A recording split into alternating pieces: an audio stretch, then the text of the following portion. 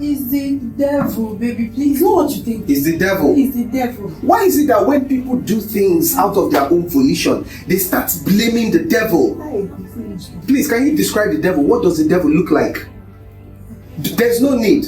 Because if you look in the mirror, you will actually see that your face is that devil you are talking about. Please. Please, what? Forgive me. Forgive you. Last chance. Forgive you. I will never cheat again. I will never.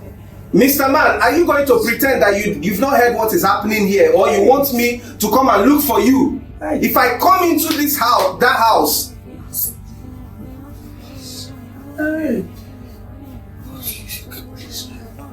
I'm sorry. So you have the mind to come into a man's house to come and speak with his wife. Fine, it's not what you think. You have no fear. It wasn't intense. No fear. Maybe you'll kill him, If